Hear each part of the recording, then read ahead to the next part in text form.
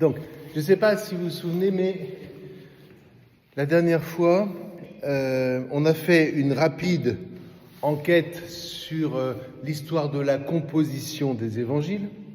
Hein, l'araméen, le grec, vous vous souvenez, voilà. Et puis, ensuite, on s'est posé la question de savoir qui était Saint Jean, en fait. Parce qu'il y a beaucoup de questions qui se sont posées et du coup, on va vous laisser arriver. Venez. Alors du coup, je vais prendre. On va recommencer. Bienvenue. Là, du coup, je vais prendre le micro. Voilà. Bien. Alors, ce que je disais la dernière fois, on a pris le temps de s'interroger sur la composition des évangiles, comment est-ce qu'ils ont été composés, à partir de quels documents, etc.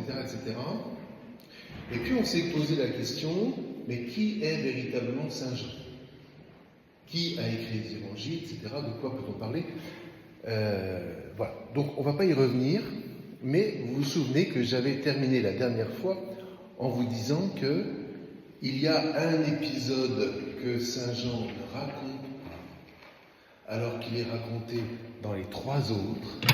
Et cet épisode, c'est la transfiguration. Et on peut quand même s'interroger, parce que si vraiment cet épisode a été aussi marquant, comment se fait-il que Jean n'en parle pas? Alors j'essaierai de vous montrer dans notre lecture qu'en réalité, la transfiguration est l'âme de tout cet évangile. Tout se fait dans la lumière de la transfiguration, à commencer par les versets que nous allons voir. Alors, je vais passer ça.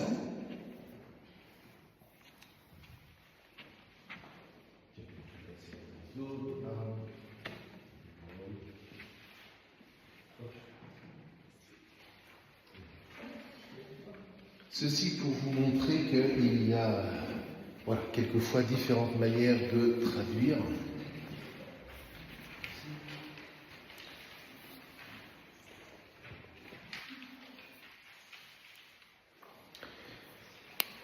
Et donc, on va lire le premier verset. Au commencement était le Verbe. Le Verbe. Alors, le Verbe, c'est un mot particulier. Vous pouvez traduire le Verbe. En araméen, c'est le mot melta. Comme ça. Melta. Et puis en grec, c'est le mot logos. Voilà. On va voir tous ces mots, vous en faites pas. Nous, en français, nous avons pris l'habitude de traduire par parole. Mais c'est ambigu. C'est ambigu parce que, quelque part, on peut dire aussi que le Coran, pour un musulman, c'est la parole de Dieu. Mais c'est une parole qui est normative, c'est une parole qui est dictée, qui oblige, et donc ce n'est pas une parole qui fait vivre. Sauf si éventuellement vous êtes soufi. À ce moment-là, mais en discutant avec quelques soufis quand j'étais à Toulon, les détours sont quand même, ils sont magnifiques. La sagesse soufie, plus. Mais ils sont très rares. Et quand même, c'est une lecture très intellectuelle, mais passionnante. Très lyrique aussi. Hein. Mais bon, toujours est-il que, vous voyez, derrière le mot parole, il y a tellement de choses qu'on peut dire que, en réalité, la melta, qui est la memra de l'ancien araméen, c'est une parole qui est parlante. Alors là, les enfants, vous allez réentendre ces mots-là toute la soirée. Passer de la mort à la vie, passer du potentiel au réel, parce que tout est là. Et j'espère vous convaincre peu à peu que c'est vraiment le cœur de l'existence. Donc, c'est la parole parlante. C'est-à-dire, c'est la parole qui manifeste une réalité autre à travers ce que j'entends. Est-ce que je suis clair quand je dis ça? Vous savez, il y a des gens qui bavardent. Quand on bavarde, on dit des mots, mais c'est les mots, quoi. On cherche. Il n'y a rien à chercher derrière. Le bavardage n'est pas nécessairement mauvais. Mais on n'est pas là pour faire de la philosophie du langage. Mais ce n'est pas de ça dont on parle. Ce dont on parle, c'est une parole qui va me toucher, comme on dit aujourd'hui, à l'intérieur. Et qui va donc me parler. Mais qui va me parler, certes, à travers la parole de l'autre, mais cette parole, c'est comme si elle manifestait une autre dimension qu'elle seule. Est-ce que je me fais comprendre? Vous savez, il y a ce qu'on appelle quelquefois des conversations essentielles. Les conversations essentielles, c'est quand on a échangé des paroles qui, dans le fond, nous ont fait prendre conscience d'une réalité autre que nouvelle, oui, voilà. Mais je préfère autre, tu vois tout à l'heure pourquoi. Une réalité autre que ce que nous aurions perçu par nous-mêmes. Eh bien, c'est tout ça, Melta. Vous voyez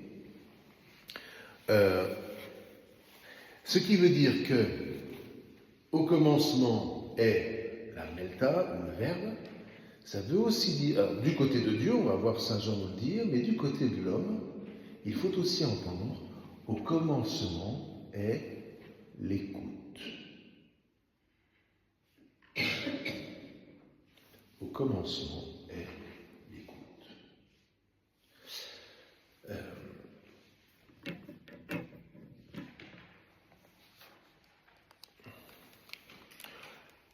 Au commencement de la création est l'écoute. Il ne servirait à rien que Dieu parle au moment de la création s'il n'y avait un homme, Adam, pour écouter. Il ne sert à rien de parler si personne ne vous écoute. Ou alors vous vous parlez à vous-même. Mais ça n'a pas le même effet. Et donc,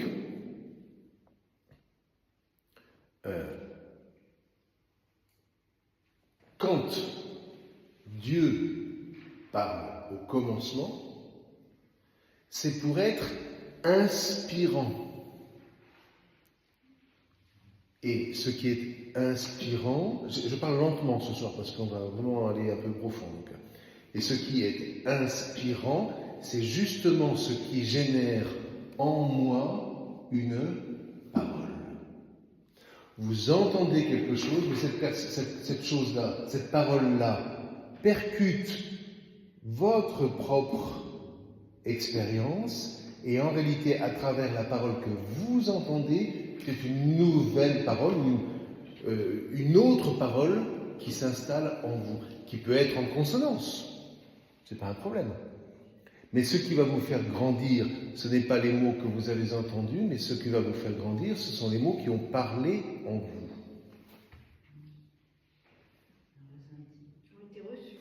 Qui ont été reçus.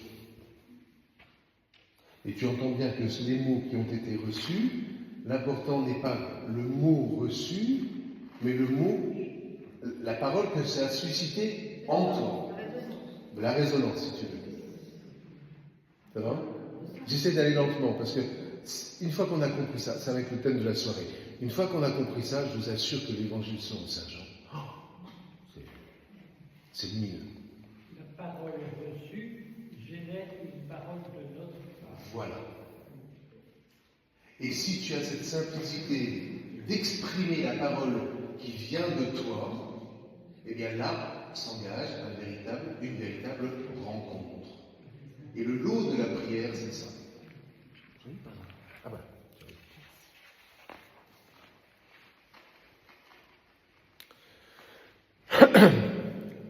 Et donc, tout ça pour vous faire toucher du doigt quelque chose que je vous dis dans les homélies c'est qu'en réalité, tout cela passe par une dimension d'abord intérieure. Nous, et notre péché, nous fait rester à l'extérieur des choses. Le bavardage est un échange de paroles extérieur. Je vous achète une paire de chaussures, je vous dois combien, je vous donne ce que ça coûte, et je repars. C'est de l'extérieur. Quelquefois, on peut avoir des relations avec quelqu'un purement extérieur. Comment ça va? On ne s'attend pas à ce que l'autre nous dise ça ne va pas. Vous voyez? Bon. Mais là, c'est autre chose. Et la rencontre avec le Verbe va être complètement intérieure. Alors maintenant, posons-nous la question, en fait, qu'est-ce qu'un commencement?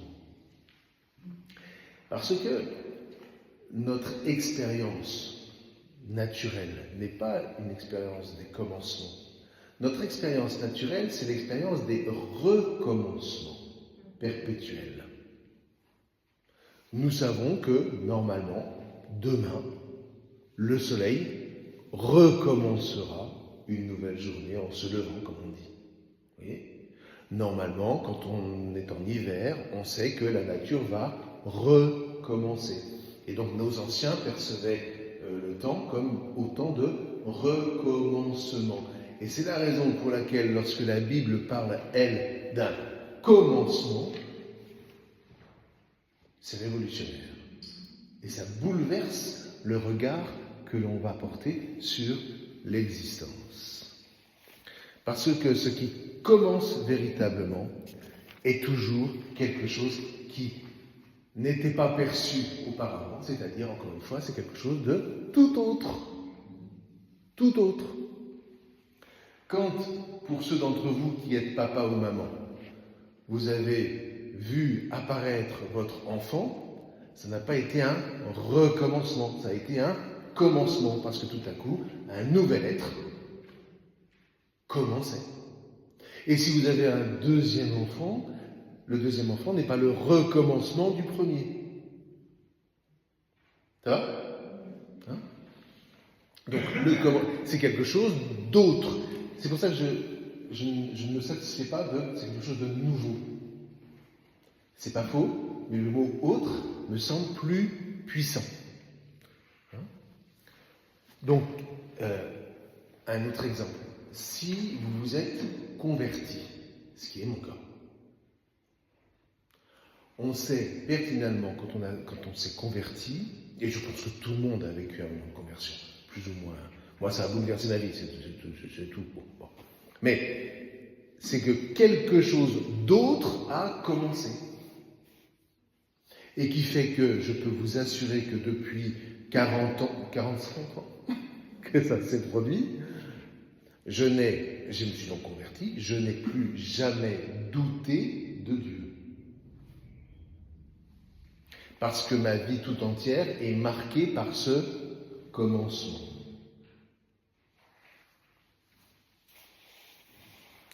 Et quand vous commencez à contempler quand même ce commencement qui demeure quelque part, qui colore ce que nous sommes, et bien là commence ce que l'on appelle dans la prière la contemplation. Si simplement je regarde quelque chose et je me laisse toucher éventuellement, ce n'est pas de la contemplation. Mais si à travers la contemplation, tout d'un coup je suis touché sur d'où vient ce tableau. Comment se fait-il que ce tableau me parle? Alors là, vous entrez dans ce qu'on appelle la contemplation. J'ai eu cette chance la semaine dernière d'être à la montagne. Je partais tôt le matin et quand le soleil se lève en montagne, la contemplation commence. Parce qu'on ne peut pas ne pas se laisser toucher par la beauté de la lumière du matin et ne pas se poser la question d'où me vient ce sentiment. Ça va ? Je voudrais qu'on lise un petit texte que je vous ai mis au dos d'une femme qui a eu beaucoup d'influence sur la pensée avant et après-guerre, et qui s'appelle Hannah Arendt. Vous avez peut-être entendu parler. Et dans un petit livre qui s'appelle La condition de l'homme moderne, elle réfléchit sur ce que c'est qu'un commencement. L'agir, au sens, quand on parle d'agir, c'est pas l'action, c'est le fait de, voilà,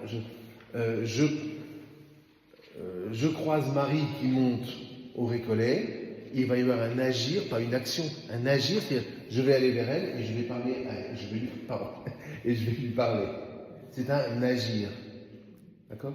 Quand vous prenez soin d'une sœur dans la communauté, c'est un agir. Voilà, c'est pas une action. L'action est extérieure, l'agir est intérieur. Donc c'est le sens du texte.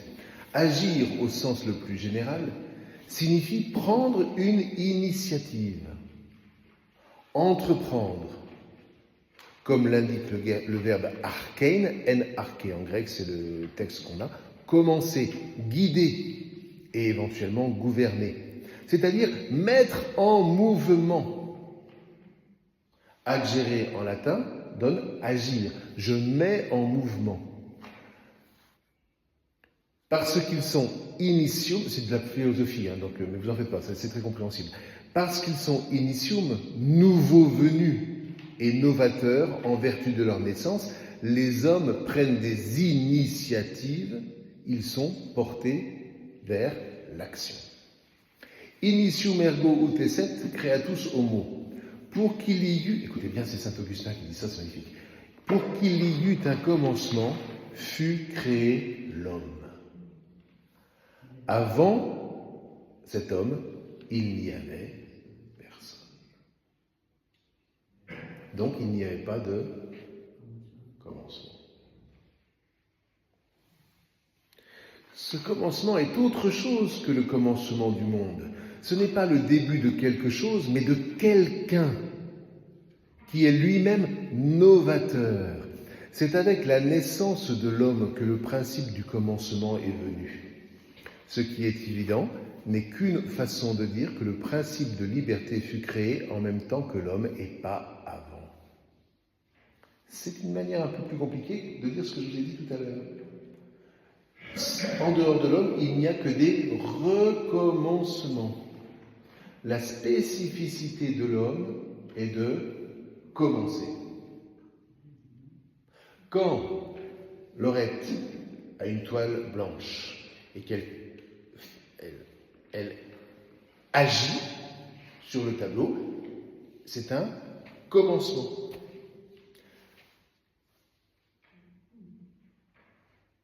Et pour ça, il n'y a que l'homme qui soit capable de ça. Un animal recommence toujours instinctivement ce qu'il sait faire, qui n'est pas mauvais. Mais il n'y a pas, vous ne verrez jamais un jour un cheval commencer à faire quelque chose qui n'est pas de son instinct. Oui. Est-ce que l'évolution des espèces ou des plantes pourrait être vue quand même comme un commencement ? Un continuum. Un continuum, vous mettez plus du côté du Oui. continuum que du côté de la liberté du lot. De la liberté ? Il n'y a pas de liberté pour vous dans cette évolution. De mon point de vue, non. Mais par contre, il y a un continuum, c'est un continuum logique qui va faire que une race va évoluer, par exemple. Hein, vous n'allez pas me trop lancer dessus parce que c'était mon ancien métier. Et là, j'ai pas fini. Donc, il faut que je reste sur mon thème. Mais voilà. Hein. Mais je pense que je vous ai donné, en tout cas, la réponse pour moi. Hein. Si, je vais quand même continuer. On ne sait pas. Il y a une chose que l'on ne sait pas. Alors, je ne sais pas comment vous appelez, donc... Pardon. Voilà. Il y a une chose qu'on ne perçoit pas. C'est précisément les commencements qui font qu'on est passé d'une espèce à l'autre. Ce qui nous échappe absolument, c'est le moment où le passage s'est fait. Et bien, c'est le commencement. On ne sait pas quand l'homme a commencé. On trouve des maillons, on trouve des espèces d'hybrides, de machins. Mais quand l'homme a vraiment commencé, le commencement nous échappe. Intéressant. Ouais. D'accord. Ouais. Mais ceci dit, pour revenir à l'oreille de son tableau, le commencement lui échappe. C'est pas toi qui dis je vais commencer. À un moment, il y a quelque chose qui t'inspire et tu commences. Eh bien, ça, c'est le propre de l'homme. Il est dans la nature du commencement que débute quelque chose de neuf auquel on ne peut pas s'attendre d'après ce qui s'est passé auparavant. Ça, c'est essentiel, c'est ce que j'appelle les coups d'avenir ou les secousses. J'ai prévu quelque chose, mais arrive quelque chose que je n'ai pas prévu et qui va bouleverser ma vie. Voilà ce que c'est qu'un commencement. C'est ce qui n'a pas été prévu. Ce caractère d'inattendu, de surprise, est inhérent à tous les commencements, à toutes les origines. Ainsi, l'origine de la vie dans la matière est une improbabilité infinie de processus inorganiques, comme l'origine de la Terre au point de vue des processus de l'univers ou l'évolution de l'homme à partir de la vie animale. Le nouveau a toujours contre lui les probabilités écrasantes des lois statistiques qui, pratiquement, dans les circonstances ordinaires, équivaut à une certitude. Qu'est-ce qu'elle veut dire par là? C'est qu'au niveau statistique, vous pouvez prévoir les choses. Sauf que ça n'est absolument pas contraignant pour ce qui va commencer. Ce n'est pas les statistiques que vous aurez regroupées, fut-elles des data rooms et des machins, des trucs comme ça, qui vont faire qu'il va y avoir un commencement. Le commencement est toujours inattendu. La secousse est toujours inattendue. Hier soir, j'ai été manger chez un jeune couple merveilleux. Alors, il se trouve que je connaissais le papa parce qu'il a été scout quand j'étais curé à Givry. Ils ont du mal à avoir un enfant, ils ont un enfant, et voilà que cet enfant, au bout de quelques mois, révèle une maladie, comment on appelle ça? C'est pas auto-immune, c'est orpheline, avec un défaut de fonctionnement des mitochondries dans la cellule. Ça, vous n'y pouvez rien, vous pouvez rien faire. Mais la qualité de la soirée que j'ai passée avec eux, waouh! Et là, on sent qu'ils m'ont témoigné que vraiment leur vie avait commencé avec ce petit garçon dont ils ne connaissent pas l'espérance de vie. Mais il y a quelque chose qui va faire qu'ils vont relativiser beaucoup de tempêtes qui ont lieu dans les vers d'eau. Et leur vie a pris un tournant. Et quelque part, alors je ne l'aurais pas dit, bien sûr, mais quelque part, cet enfant fait son office. Il transforme les parents de l'intérieur. Car ce qu'ils vivent avec lui leur est parlant. Je n'ai absolument pas trouvé de parents désespérés. Oui. Les commencements sont souvent bouleversant. Et il se trouve que lorsque vous parlez avec ses parents, tout ça, vous repartez en disant « Seigneur, j'ai appris, j'ai entendu, j'ai reçu ce qu'ils m'ont témoigné, à moi maintenant d'en faire quelque chose qui va me faire passer de la mort à la vie. » Mais et encore une fois, ça n'a rien de désespérant, mais c'est le lot de ce qui est complètement inattendu. On termine le texte. Le nouveau apparaît donc toujours comme un miracle. Oui, c'est vrai. Quand Jésus fait des miracles, ben c'est inattendu. Lève-toi et marche. Je pense que le gars, il s'y attendait pas. Le fait que l'homme est capable d'action signifie que, de sa part, on peut s'attendre à de l'inattendu. Et ça, c'est la grandeur de l'homme. Quand on réduit les hommes à n'être que des petits agents de fonctionnement, on tue en eux l'humanité.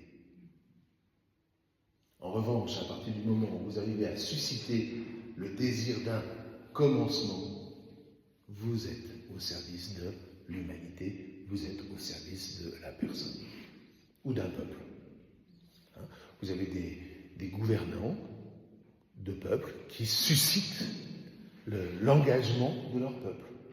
Là, on peut dire qu'ils sont à leur place. Voilà les commencements. Le fait que l'homme est capable d'action signifie que de sa part, on peut s'attendre à l'inattendu. Être papa, être maman, c'est s'attendre à l'inattendu. Sinon, ça veut dire que vous allez lui imposer d'être ce que vous voulez qu'il soit. Qu'il est en mesure d'accomplir ce qui est infiniment improbable.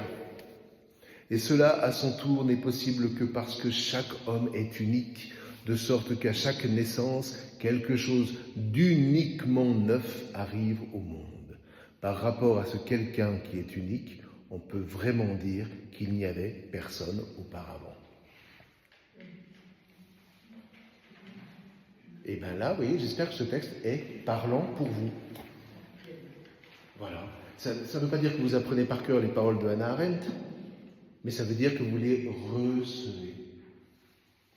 Et donc, il y a... Et vous voyez, c'est ces petits coups de génie, là. Tout d'un coup, vous repartez en disant « Ah, j'ai compris quelque chose que je n'avais pas compris auparavant. » Et bien là, vous passez de la mort à la vie. C'était inattendu. Oui. Il faudrait quand même que vous me donniez votre prénom, parce que... Merci. Est-ce que vous distingueriez le commencement de la naissance chez Arendt de l'événement? Parce qu'il y a toute une pensée aussi au XXe siècle. De l'événement, oui. Alors je suis en plein dedans, moi. La pensée de l'événement. Pour moi, ce dont elle parle, c'est de l'événement. Voilà. On a affaire à un philosophe. Bien. Et donc, si on continue notre travail, hein, percevoir Dieu, ça ne peut se faire que si je consens à entrer dans l'ordre du commencement.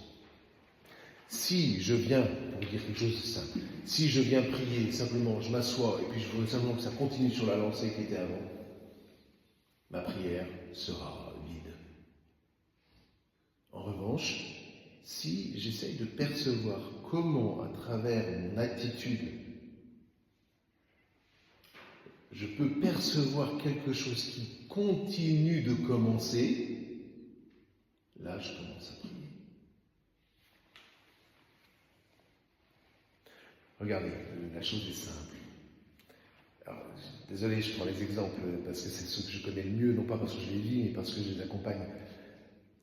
Quand un papa ou une maman regarde son enfant, il peut bien avoir 3 ans, 15 ans, 40 ans, vous le regarderez toujours à partir du commencement qu'il a représenté. Il ne pourra jamais être quelqu'un qui sera un copain ou qui sera un pote, qui viendra chez vous pour vous rendre visite simplement. Non, non, non. Quand il viendra, quand vous le recevrez, vous le verrez toujours comme étant votre bébé. Vous voyez ? Voilà. Mais c'est ça. Et c'est pour ça que cet enfant est si important pour vous. Mais tout cela, vous sentez bien que c'est un mouvement qui est intérieur. Et donc, pour qu'il y ait... Je redis les choses parce que j'ai bien conscience que c'est pas facile. Pour qu'il y ait un commencement, il faut vraiment quelque chose de parlant. Il faut quelque chose d'inspirant. Il faut donc quelque chose de tout autre. Et le propre, alors François, je vais reprendre ce terme parce que pour moi il est extrêmement important dans ma pensée. Pour qu'il y ait un événement, il faut que je ressente un appel. Je reconnais l'événement à ce que tout d'un coup je me sens appelé. C'est un appel d'être. Appelé à être. Je me souviens très très bien, c'était au nord de l'Espagne, où il y a, j'ai oublié le nom de la ville, mais il y a le musée d'Ali. Hein ? Oui, voilà. Et je tombe sur un tableau de Dali et je suis comme happé dans cette œuvre-là. Et c'est là où je comprends que Dali est génial. C'est-à-dire que son œuvre est parlante. Son œuvre est parlante. Eh bien, c'est une secousse. C'est comme si cette œuvre, que je n'ai donc jamais oubliée, lançait un appel. Je quitte cette œuvre, je ne suis plus le même. Vous voyez la puissance des commencements, hein? Au commencement était le Verbe. C'est pas simplement, tout a commencé avec le Verbe. Ah non, c'est beaucoup plus puissant. Et donc ce qui se passe, c'est ce qu'on appelle un appel d'être. Alors ça, c'est plus du vocabulaire un peu juif, mais ça fait rien. Et quand vous parlez avec des juifs, on aime bien jouer avec les mots. C'est pour ça que c'est à la fois un appel d'être, comme on dit un appel d'air, qui est inspirant, mais c'est un appel à être. Parce qu'il va falloir que tu transmettes ce que tu as reçu. Vous voyez, je tombe nez à nez avec ce tableau de Dali. La première chose que j'ai envie de faire, c'est d'aller en parler. Et je vais voir ceux qui sont avec moi et je vais leur dire, viens voir, je transmets, c'est plus fort que moi. Je ne peux transmettre que ce que je perçois comme parlant. Pauvre monde dans lequel on empêche les gens de vivre des événements parce qu'on les empêche de raconter. Ceci dit, on les empêche, mais les événements arrivent toujours. De toute façon, quoi qu'il arrive. Maintenant, il faut les accompagner pour leur donner de pouvoir dire. Hein. Donc, un appel à être, donc à transmettre, et puis un appel de l'être, parce que tout d'un coup, on reconnaît derrière cet appel, non pas quelque chose, mais quelqu'un. C'est autre chose que de se dire que l'univers dans lequel nous vivons, qui s'appelle la création, est le fruit d'un pur... Enfin, le hasard en mathématiques, c'est quelque chose de très précis, hein, donc je vais utiliser ce mot pour ce qu'il veut dire en mathématiques, et le fruit du hasard, c'est-à-dire le fruit de statistiques, qui fait qu'à un moment ou à un autre, ce qui arrive, arrive. Voilà. C'est autre chose de dire ça que de percevoir dans cette même création un appel. Dans le premier cas, c'est du pur fonctionnement. Ça peut fasciner. Les mathématiques fascinent. Mais est-ce que ça fait vivre? Voilà la bonne question. Moi, je n'ai pas la réponse. Je ne vais pas répondre pour vous, je ne vais pas répondre pour eux. Mais donc, derrière cet appel d'être, il y a un appel à être, et donc là, quelque chose commence. Voilà. Par exemple, vous traversez une période de crise, quelque chose de difficile s'est passé dans votre vie. Et puis avec le temps, parce que vous êtes chrétien, parce que vous priez, tout d'un coup, vous entendez à travers ce brouhaha l'appel d'être. Et là, quelque chose commence en vous, une énergie pour vous remettre debout que vous n'entendiez pas jusqu'alors. Eh bien, cela aussi, c'est de l'ordre du commencement, et non pas du recommencement. Et c'est pour ça, pour moi, que la foi est tellement essentielle, parce que quand on traverse des tempêtes, eh bien, par la foi, on peut trouver des ressources pour commencer un nouveau chemin, que sans la foi, on a beaucoup plus de mal à trouver. Je ne dis pas qu'on ne le trouve pas. Je dis que la foi, pour nous, est une vraie ressource de ce point de vue-là. Et donc, le texte continue. Et le verbe, c'est-à-dire, entendez, derrière verbe, écoutez, entendez, appel. Je vous assure, ça change tout. Le verbe n'est donné que pour appeler. D'accord ? Et le verbe, donc l'appel, était vers Elohim. Ça veut dire quoi? Vers Elohim. Ça veut dire que l'appel, il vient de Dieu. Il est d'abord vers Elohim. Ça va? Et puis ensuite, et Elohim était le verbe. Prodigieux, parce que Dieu est celui qui appelle. On n'est pas en train de faire une description d'une tapisserie, hein. Jean est en train d'essayer de vous montrer comment, par toute la Torah, parce que tout vient de là, c'est ce mouvement d'appel. Et donc, encore une fois, cet appel vient de Elohim, le verbe était vers Elohim, et Elohim était le verbe, et donc ça veut dire que Dieu n'est que appel. Et quand il crée l'homme, c'est pour pouvoir, dans la création, faire retentir cet appel. Oui, François, maintenant je sais comment vous appelez. Le verset premier, il n'y a pas dans la version, c'est pas et le verbe était Dieu, normalement, et le verbe était le verbe.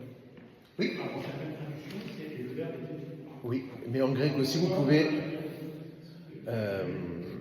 o logos, o théos. Vous pouvez les inverser. Voilà. Et là, c'est la version araméenne, et là, vous êtes obligé de traduire comme ça. C'est la dernière fois qu'on a un petit peu insisté sur les questions d'origine des textes, etc., etc. Mais pour un Arménien, pour un Syriaque, cette traduction-là est essentielle. Voilà. Et puis j'aime bien parce que justement, ça bouscule. C'est fait pour. Voilà, c'est fait pour. Et donc, Dieu crée Adam pour entendre résonner en lui cet appel. Et ensuite pour transmettre cet appel à toute la création.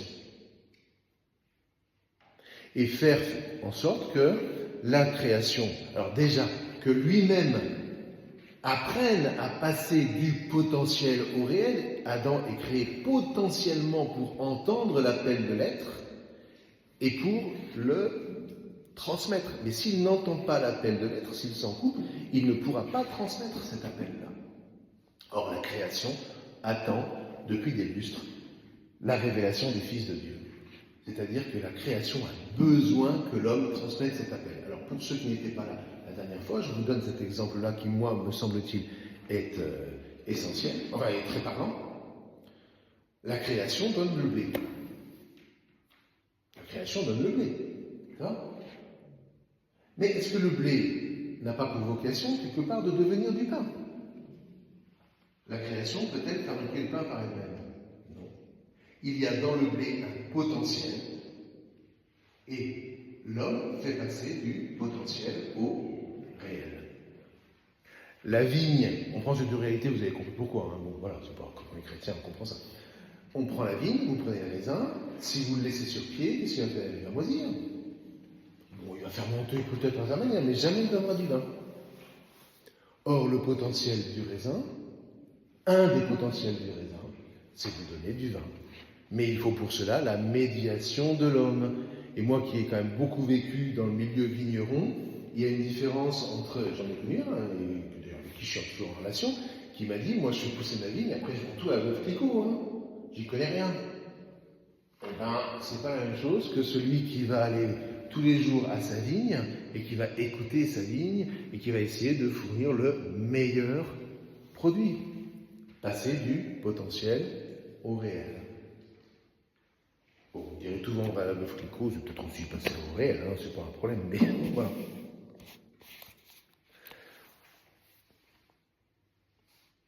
Est-ce que vous me suivez ou pas ? Ça va ? Bien. Alors maintenant, je vous redis ce que je vous ai déjà dit plusieurs fois, je ne vais pas y rester, mais cette manière de voir en Dieu à la fois Dieu et son Verbe, à la fois Dieu et un appel, quand Jean écrit ça, il n'écrit rien de nouveau. N'importe quel juif à l'époque de Jésus est d'accord avec ça. Je vous en ai parlé la dernière fois, c'est un rabbin orthodoxe américain qui a écrit une thèse qui est magnifique sur la scission entre le judaïsme et le christianisme, et il étudie les textes rabbiniques de l'époque de Jésus, et à l'époque de Jésus, tout le monde croit en Dieu qui... Attends, comment j'ai marqué là ? Oui, en Dieu, il y a deux puissances du ciel, mais qui ne forment qu'un seul Dieu. Ce sont les deux puissances qui sont dans le ciel. Et l'exemple le meilleur, le plus simple qu'on puisse trouver, c'est le soleil. Le soleil. Vous avez le soleil, et vous avez les rayons du soleil. Mais vous ne pouvez pas dissocier les rayons du soleil. C'est la même réalité. Et bien vous transposez ça en Dieu, pour un juif de l'époque de Jésus, il y avait déjà ce verbe. Donc, Jean n'invente rien là, il joue sur la vague de son époque. C'est au verset 14 que ça a posé problème. Et le verbe, c'est fécher. Là, ça va frotter. Mais pour l'instant, on est dans une réalité que n'importe quel juif de l'époque pouvait entendre. Bien. Alors maintenant que vous avez, j'espère, un peu mieux compris l'importance du commencement, qu'est-ce qui apparaît avec le commencement? Eh bien, il apparaît, selon la Torah, un élan de vie. Un commencement, c'est toujours le commencement d'un élan de vie. C'est ce que vous allez appeler une existence. L'existence, c'est pas la vie. L'existence, c'est l'élan de cette vie. C'est là où cette vie vous entraîne et que vous percevez que vous êtes entraîné. Et donc, l'existence, depuis le début des premiers versets de la Genèse jusqu'à l'Apocalypse, ça se résume en ceci: l'existence consiste à toujours passer de la mort à la vie. Et ce que l'on appelle l'agir, pour revenir à ce qu'on a dit tout à l'heure, c'est à chaque fois que vous faites passer de la mort à la vie. Chaque fois que vous faites émerger quelque chose qui était contenu en potentiel, mais que personne n'avait encore vu, et que tout à coup vous vous mettez à manifester dans le réel ce qui était contenu en potentiel.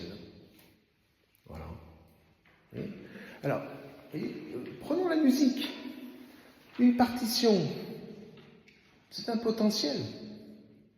Et tout d'un coup, vous avez un violoncelliste ou une violoncelliste qui se met à donner aux notes leur corps, si vous voyez ce que je veux dire. Et donc, tout ça, tout d'un coup, ça passe du potentiel au réel. Et c'est ce qui va faire que si le concert est de qualité, s'il a été bien travaillé, vous ressortez du concert différent de la manière dont vous y êtes entré. Quelque chose en vous a parlé. Et c'est ce qui va faire que certains morceaux de musique, que ce soit classique, baroque, je sais pas quoi, restent en vous parce qu'ils ont changé quelque chose en vous. Et c'est comme ça que vous allez devenir un fan de jazz ou un fan de ceci, parce que le jazz vous parle. Moi, personnellement, le chant choral me parle. Et là, je ne vous parle pas simplement du grégorien, etc., mais les œuvres contemporaines chorales me parlent, parce que j'ai été élevé là-dedans. Et que lorsque tout d'un coup j'entends une exécution de qualité, j'arrête de faire ce que je suis en train de faire, et je me laisse toucher intérieurement, et quand je rouvre les yeux, quelque chose a commencé. Oui.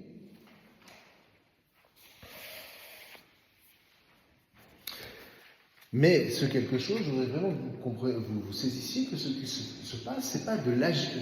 Prenons la musique, parce que c'est encore ce qu'il y a de plus explicite. La musique n'agit pas sur vous de l'extérieur, sauf si c'est du hard metal et que tout d'un coup vous prenez à prendre les chaînes et à tout casser. Oui, bien, bon.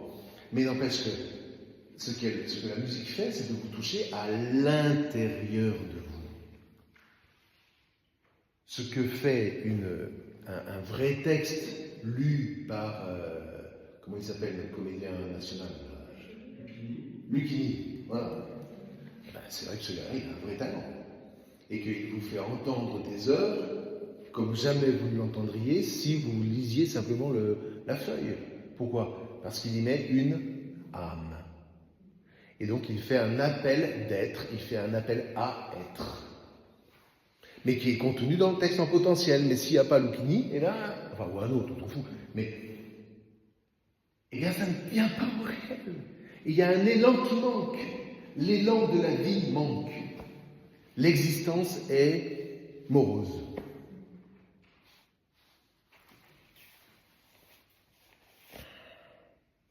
Et donc, ce qui est tout à fait étonnant, c'est que c'est cette décision de Dieu. Oh, ça c'est magnifique. C'est un philosophe du XIVe siècle qui s'appelle Duns Scott, un théologien, qui dit ça. C'est magnifique. Lorsque Dieu crée, il ne se contente pas de créer. Lorsque Dieu agit, c'est pour son Fils. C'est pour le Verbe.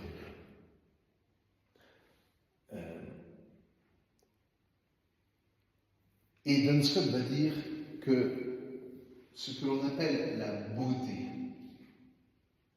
est entièrement contenu dans le pour. Je vais vous donner un exemple simple. Un bébé, non pas un bébé,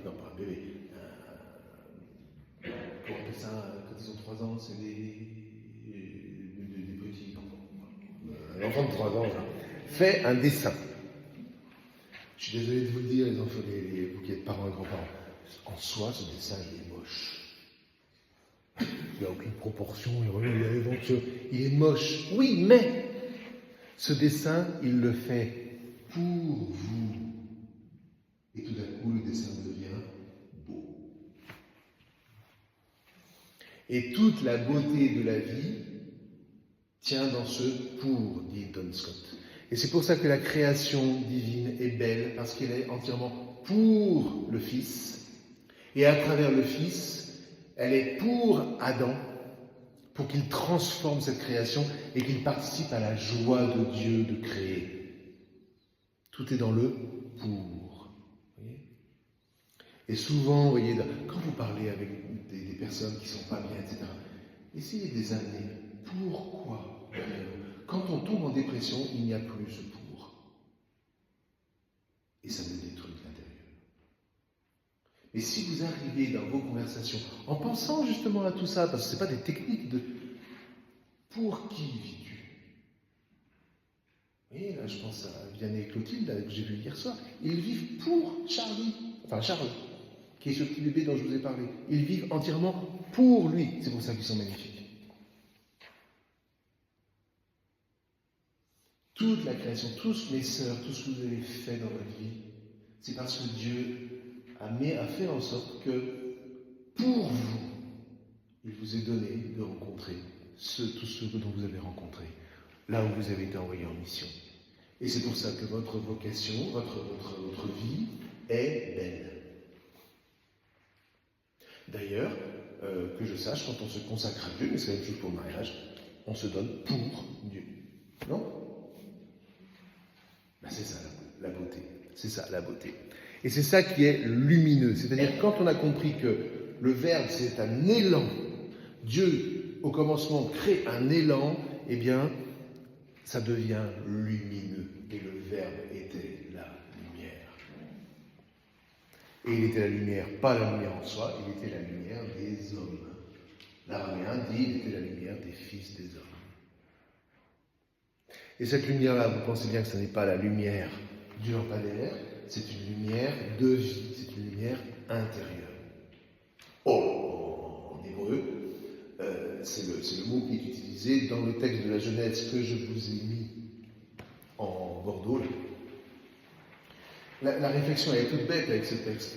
C'est que Dieu crée la lumière, mais il n'y a pas encore les astres. Alors, elle vient d'où ? Mais c'est la lumière de la vie.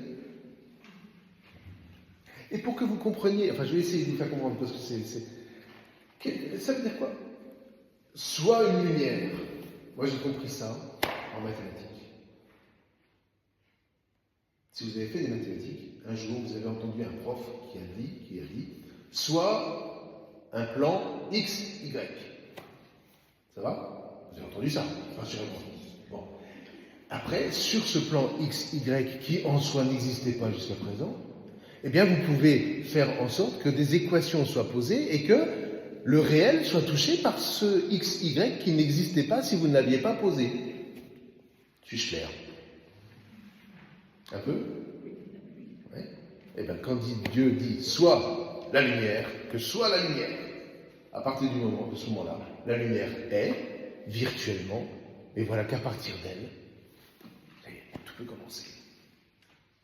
Vous voyez, si je dis ça, c'est pour que vous sortiez d'un mouvement peut-être un peu magique, façon ma sorcière bien-aimée. Hop, c'est lumineux. Non, c'est pas ça. C'est pas ça. C'est la volonté de Dieu qui pose quelque chose dans l'être, qui est un pur potentiel, et à partir de ça, le réel commence. Et c'est lumineux. C'est lumineux.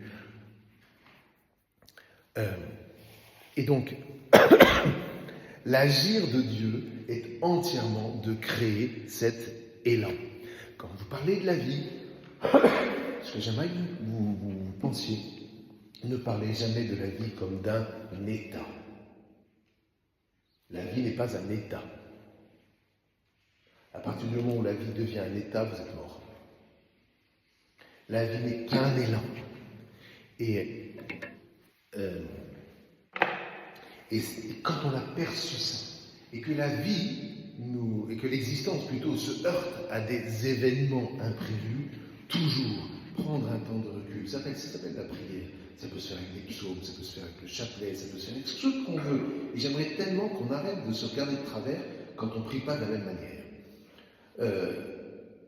L'essentiel, c'est de prendre ce recul et de chercher l'élan qui est contenu dans cet événement. Et avec Dieu, revenir au commencement pour lui dire « Seigneur, me voici ». Et c'est la raison pour laquelle Jean nous travaille dans le prologue sur le commencement, sur cette lumière intérieure, sur cet élan de vie qui caractérise l'existence. Cette existence, retenez ça s'il vous plaît, retenez ça. L'existence a une seule trame. La trame de l'existence, c'est toujours de passer de la mort à la vie. Dès que nous nous figeons sur ce que nous avons, dès que on se dit « ça y est, j'ai ce qu'il faut », eh bien je suis en train de mourir.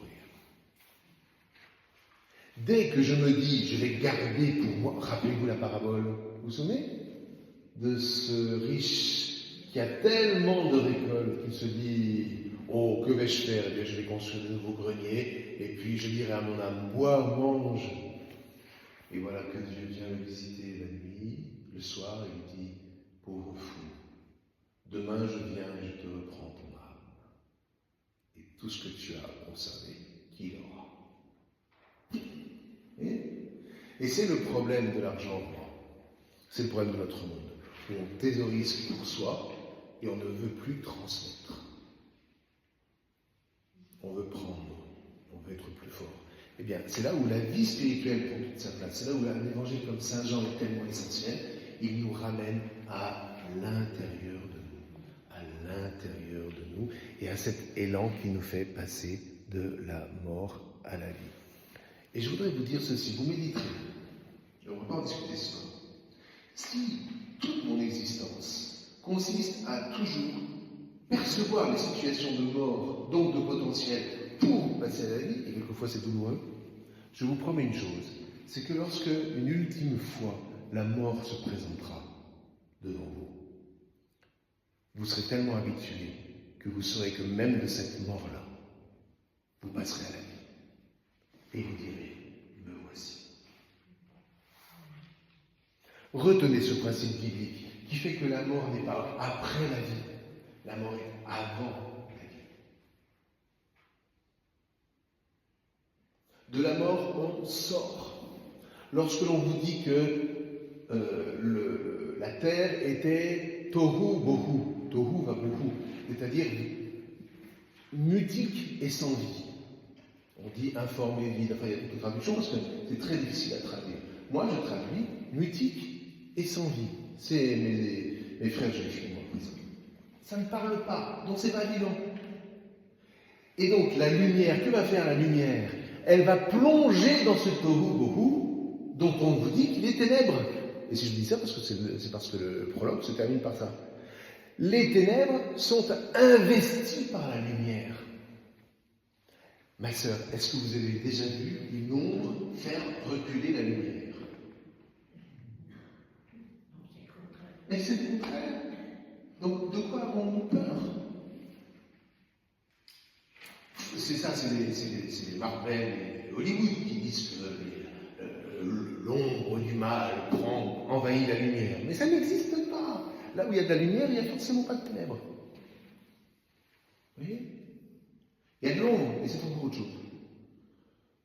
Donc, en réalité, ce que fait Dieu, c'est qu'il y a ce Tohu qui est un potentiel, il envahit la lumière pour en faire sortir la vie.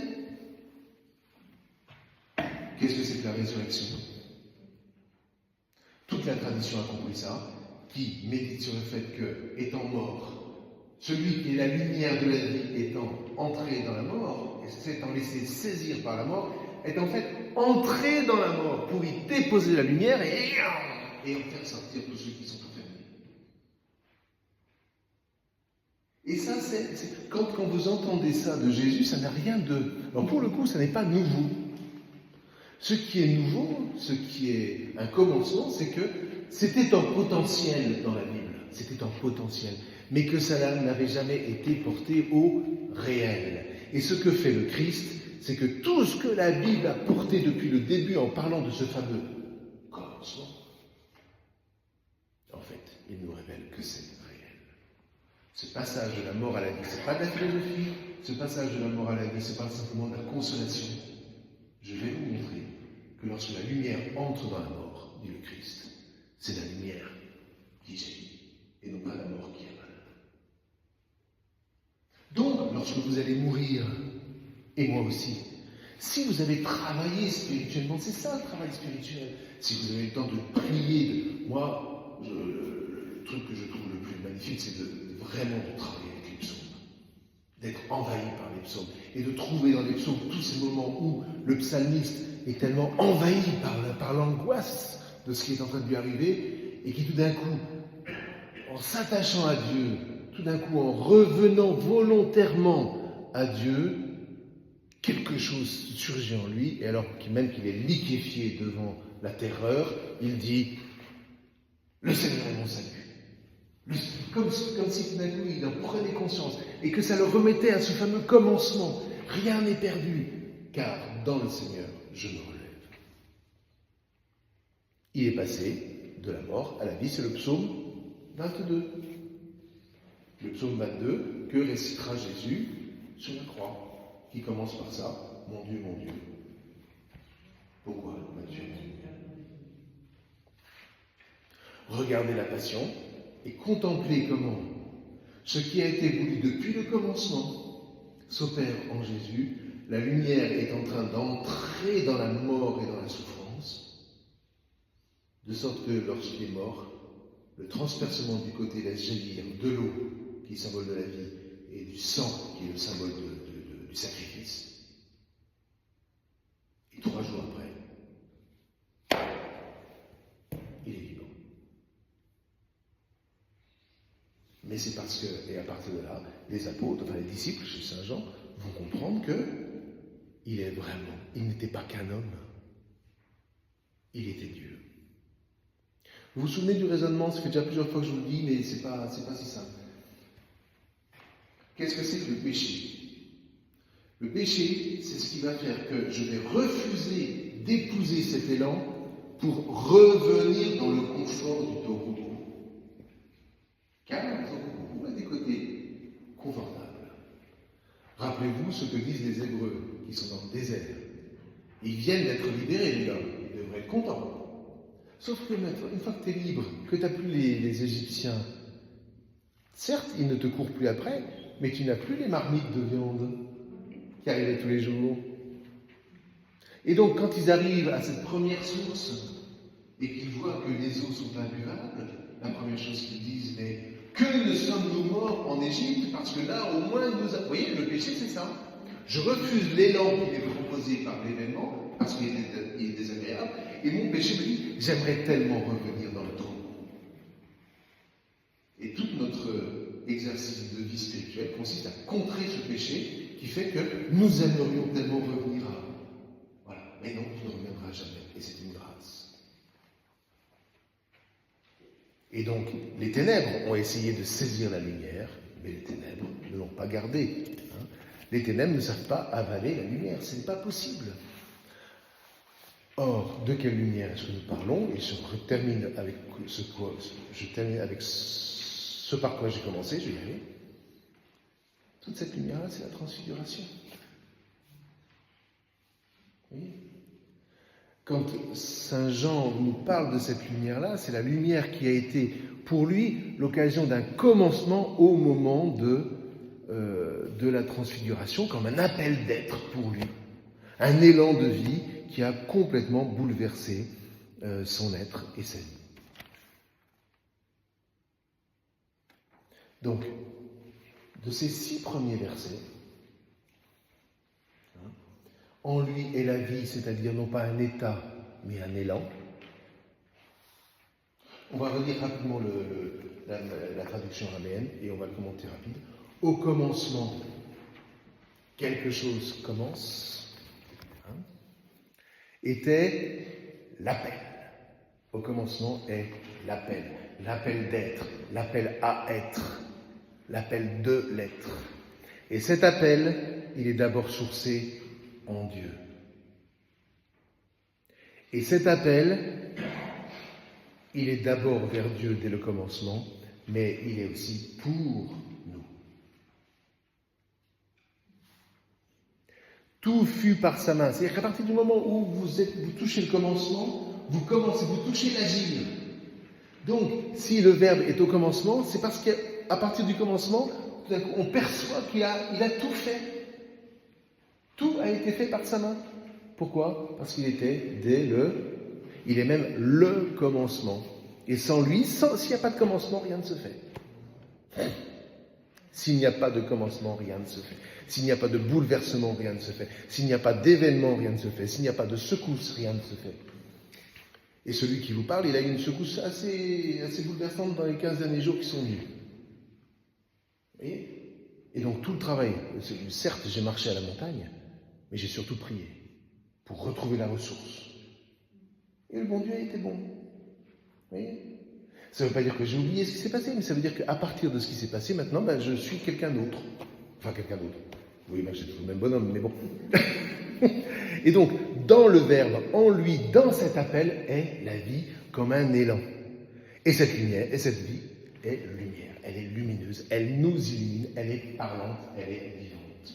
Et si vous êtes attaché à cette lumière-là, eh bien, quand les ténèbres menacent de vous avaler, vous ne serez jamais avalé par les ténèbres.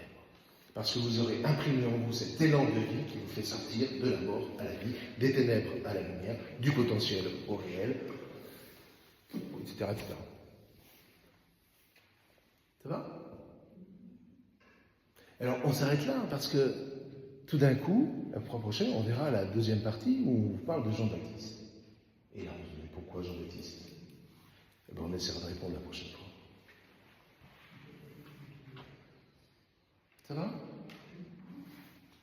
Eh bien, au moins 1 heure, c'est bien, non ? Je pense que vous avez de quoi réfléchir pour moi aussi, parce que ça, c'est tous les jours, moi, que j'y reviens, pour moi, pour vous, pour la paroisse. Tous les jours.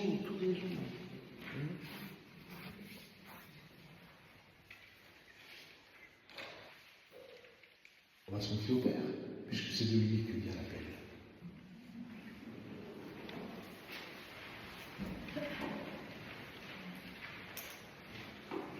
Notre Père, qui es aux cieux, que ton nom soit sanctifié, que ton règne vienne, que ta volonté soit faite sur la terre comme au ciel. Donne-nous aujourd'hui notre pain de ce jour.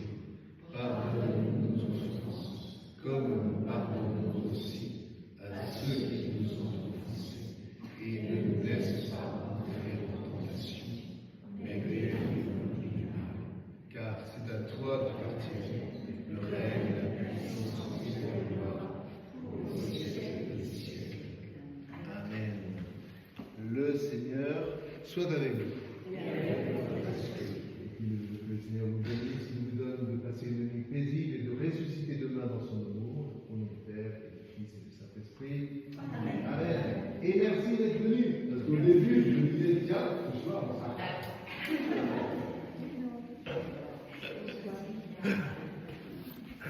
Voilà.